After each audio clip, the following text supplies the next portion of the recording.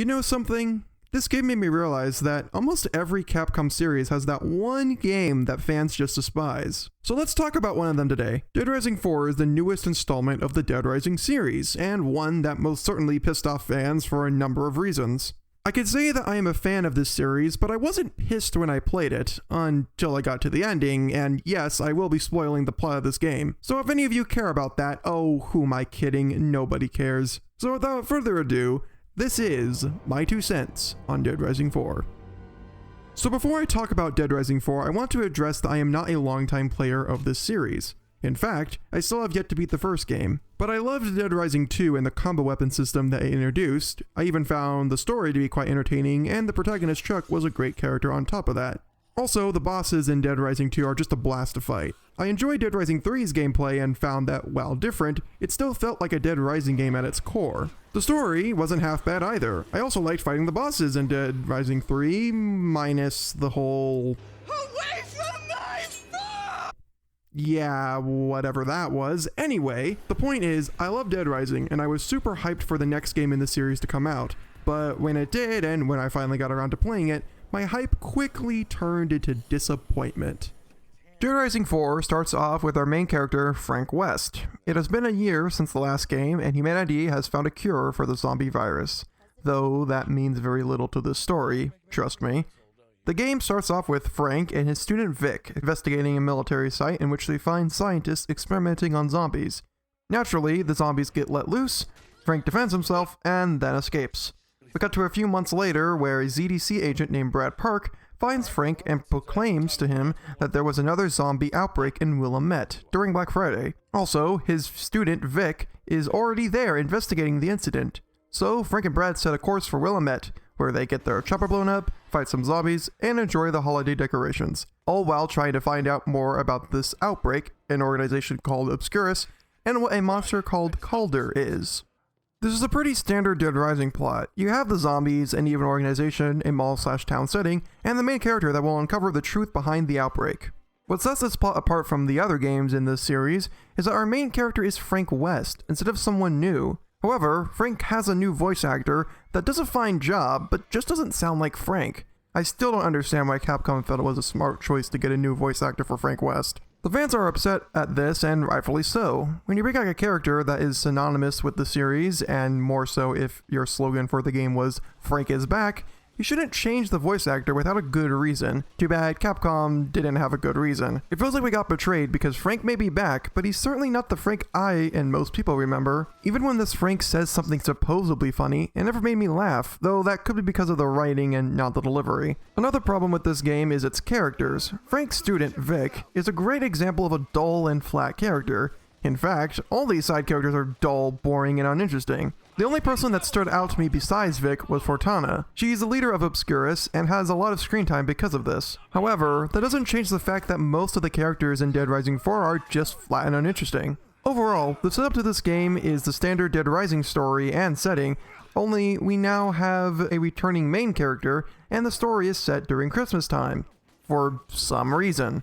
However, if you want to talk about something that isn't a Dead Rising standard, then look no further than Dead Rising 4's gameplay. I swear that this has to be the most anti-Dead Rising game out of the series, if we're talking strictly gameplay here. First, let's look at the controls and the weapons, because combat is one of the most important things about a Dead Rising game. Now, I will just have to say that the control is fine. I personally didn't have any input lag or anything of the sort. Controlling Frank felt natural and it all checks out there. However, what makes the game feel unlike a Dead Rising game is how objects are used. In the previous Dead Rising games, you had items that took up an inventory slot, and you only had one inventory. In Dead Rising 4, objects and weapons now have their own inventory and are divided into 3 categories: melee, thrown, and guns. Now, this system has its advantages, being more convenient to the player, but it completely does away with experimentation. You can no longer throw a sword or hit someone with a gun. You have to use items the way the game wants you to. However, since the second game, combo weapons are now a part of every Dead Rising game. So how do they hold up in 4? In order to look at that, it might be best to look at the evolution of the combo weapon system in Dead Rising 2 and beyond.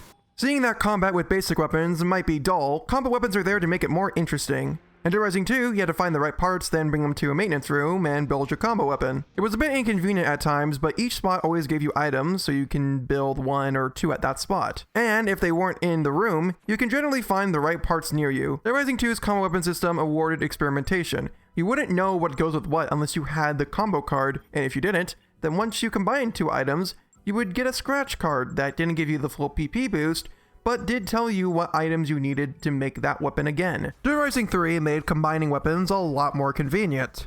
You can now make them anywhere, just as long as you have the right parts and the right blueprint. You can now make combo vehicles that offer a great way to safely go through a horde of zombies. You could customize your bike you got in Dead Rising 2 with guns and chainsaws, but that wasn't technically a combo vehicle. Anyway, another change Dead Rising 3 made to the combo system was that in order to make a combo weapon, you had to have the blueprint. This was a fine change because with 105 combo weapons and a good selection of combo vehicles, it still had that element of experimentation. You could easily find these blueprints, and every single combo weapon is useful to some degree.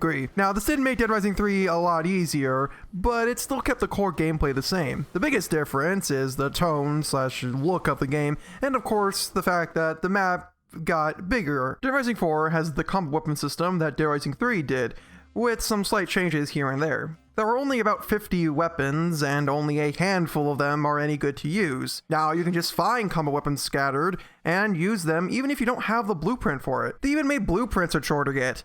Now you have to get a key to open a gate and then get the blueprint. The worst part is that there's not a lot of them, so you don't know if the one you will get is good or not. Okay, so it's a pain to get the blueprints, and you're better off just picking the ones you find and using the blueprints that are given to you. One last thing they changed is what items are required to make the combo weapon. Instead of getting 2 distinct items, now you only need 1 distinct item and an item that falls under a certain category, like explosives, swords, guns, what have you. What this does is make combining even easier and even more convenient, which I'm fine with, but it would be great if these combo weapons and vehicles were any fun to use. One big problem with this is that I ended up using the same combo weapons throughout the whole game. I never once thought to go to explore the open world and get a new blueprint or try a new combo weapon out. This ended up making the combat super repetitive. I ended up avoiding zombies because I was bored fighting them with the same weapons over and over again. When killing zombies in a Dead Rising game gets boring to the player, something is definitely wrong here. So killing zombies with combo weapons might be boring, but what about killing them with the new exosuit? Ah yes, the exosuit, and it's just relegated to a power-up that makes you super powerful and makes zombies a complete joke. I will admit, the first few times you use this thing is pretty fun, but it quickly becomes another thing that gets repetitive and boring the more you use it. I know, someone was saying, but wait Gumshoe, you haven't talked about the new types of zombies and the bosses. Well, there's a good reason. They all suck, and are very, very boring to fight as well. The new types of zombies don't offer any new challenge, and the bosses, oh my god, the bosses. I mentioned before that I loved the bosses in the previous Dead Rising games. They're a big part of a Dead Rising game. However, in Dead Rising 4, they are all boring. First off, they aren't even called psychopaths like previously. They're now called maniacs because of some PC thing that I'm not gonna get into now. That's just what they're called now, so let's deal with it and move on. Second, the bosses you fight in the main story are actually pretty fun to fight, but are very, very easy if you decide to use guns or if they give you an exosuit, which they do multiple times. The real reason why I hate the bosses in Dead Rising 4 is what they do with the extra ones you can fight. Every single one of them starts off with a rush of enemies, then you fight some crazy dude with no opening cutscene before the fight, and once you beat the powered up mook, you get their combo weapon. Every single extra boss is like this, and none of them are interesting to fight or even have very cool designs. Seriously, a flaming pumpkin head? A Santa Claus? Come on, be a little bit more original with these bosses. So to recap, the bosses suck, the exosuit sucks, and the combo weapons suck. Let's move on. So if the combat becomes dull and repetitive, then how is the sandbox? Well, if you like copious amounts of Capcom references, then the sandbox in which you explore will be somewhat bearable. The sandbox in this Dead Rising is the biggest one we have ever seen in this series. but bigger doesn't always mean better. The area in which you explore is one of the most important aspects of a Dead Rising game, and the malls in Dead Rising 1 and 2 were great areas to explore. Dead Rising 3 was not in one mall and thus made the sandbox bigger, though it wasn't too big, and with the combo vehicles, it made exploring the sandbox less of a chore than it would have been otherwise. Dead Rising 3's sandbox was still like the ones that came before it, only bigger. However, in Dead Rising 4, it is generic open world 186, with pointless collectibles and audio logs that only serve the purpose to be collected so players can get an achievement, because we needed another Ubisoft open world. We had to make Dead Rising into another Ubisoft open world. Oh, okay, Capcom, whatever. The sandbox in this game is not even interesting to explore, minus the stores that have the Capcom references, though those get very old very fast. The only saving grace is that you don't have to go to any of these places and only have to go to a spot on your map to progress the story. There aren't any escort missions in this game, but there are still survivors that you will save. However, once you save them, they just go to the nearby safe house, and if you save enough of them in an area, then that safe house will sell you better items. Oh yes, I did say that correctly. There are multiple safe houses, one for each district, where you can change your clothes and buy items such as maps that give you the locations of collectibles, food and healing items, vehicles that you can use, and of course combo weapons. So they are basically like the pawn shops you see in Dead Rising 2, except the in-game currency is scrap instead of dollar bills. So why did they have to use scrap instead of dollar bills? I guess it's because other zombie survival games use scrap? Whatever. I'm just glad that there aren't microtransactions in this game, okay? The game isn't even good to look at. Never mind the noticeable lack of detail put into the game. The graphics somehow look worse than the first Dead Rising's Wii port. Yes, that is a real thing, and here's a picture of its box art. I am not joking, that is real. Go look up footage if you want to. I am in the mindset that good graphics don't make a game. However, this is the Xbox One. Come on, the model should look better than this. I only pray that the PC port looks better, though I don't think a lot of people will be playing it when the PC port comes out. One piece of gameplay that is brought back is taking pictures with Frank's camera, except now it's more taking selfies with Frank's camera. Through the use of the camera, you can take pictures of people, things, and zombies. Oh, while you're doing this, you are gaining more PP so you can level up. Well, it is the same for the first Dead Rising game, except Frank has a few new tools that you can use because you will have to use in order to progress through the story. Frank has a night vision mode that even Sam Fisher would be ashamed of, and another mode that acts like the Batman's detective mode, because we really needed another one of those in video games. One last thing you will use the camera mode for, besides selfies, is the sections when you need to look for clues and take pictures of your surroundings. Honestly, I don't mind these sections. Frank is a journalist, so it's fitting that we would have to take pictures of plot important things. What bugs me is that you never have to use the camera outside the parts where it's mandatory, except for one collectible, the zombie tags. And even then, it's only if you want the extra PP to level up. Now, take it from me. You don't need the extra PP to level up. Not only will you be leveling up super fast in this game, but the skills you get for leveling up are just not useful, or don't really give you a boost. The only ones that are useful are the ones that expand your inventory, but what sucks about this level up system is that it's the dang skill tree system. What was wrong with the one level up system in Dead Rising 3? I actually liked that one, and the skills you got were great. Anyway, I just can't believe that they would make all these gameplay changes, because with it ends up being an anti-DeadRising game. However, I could still see why they made these changes. Dead Rising 4 appeals to the casual crowd.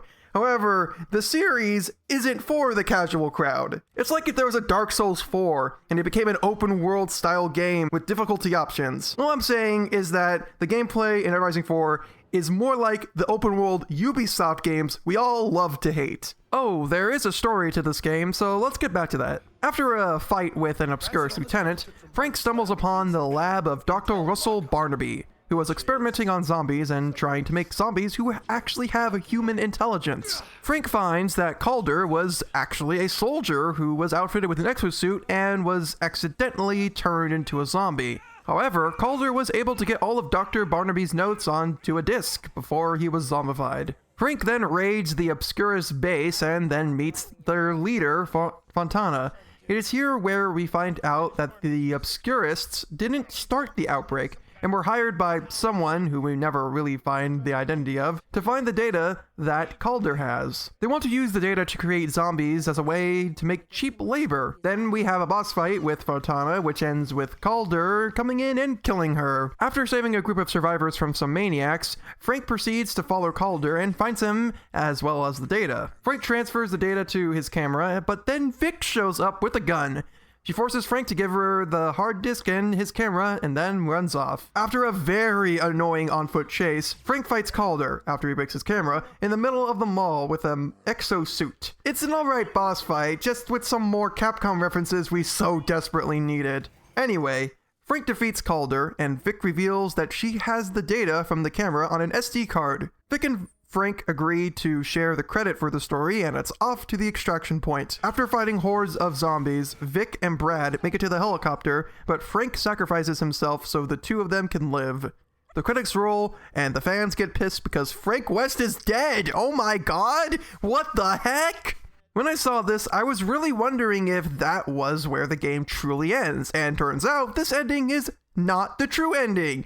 What do I mean? You know, the other Dead Rising games have this thing called overtime. It was the last part of the game before the true ending. Well, Dead Rising 4 actually does have overtime, except it's DLC, and the real kicker is that that DLC isn't in the game at the time that I am recording this. And I don't even know if it's good or not. I don't know what the true ending to this game is. The worst part is that the true ending is locked behind a paywall, pretty much. In order to see how this game actually ends, you are going to need to pay for that DLC. Or you could just be like me and watch it later when someone uploads it onto YouTube, because that's definitely what I'm going to be doing. I have no words to describe the bitterness I felt when I learned this. I know that I won't be getting the DLC to this game anytime soon. I never want to revisit this game again, unless it's for a stream or something, because to me, this game is the worst Dead Rising game out of the series. I know.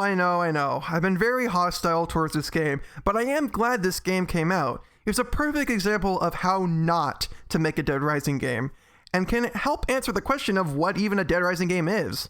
I know one thing for certain. Dead Rising 4 is not a Dead Rising game. The story is serviceable, not counting the ending, but the gameplay is just a major step down compared to all the other Dead Rising games. Apparently, there's a 4-player multiplayer mode in this game I could try out, but oh look, I already threw the game in the trash. Could I recommend this game to anyone? No, not really. I'd recommend that you stay as far away as possible from this game, but hey, that's just me. I know that there is a significant amount of people that do enjoy Dead Rising 4, and you know, all the more power to you. But for me, I personally was disappointed. I was really hoping that all these changes to the formula that they made to make it more, casual friendly would be a benefit. I really wanted a Dead Rising game that I could point people towards.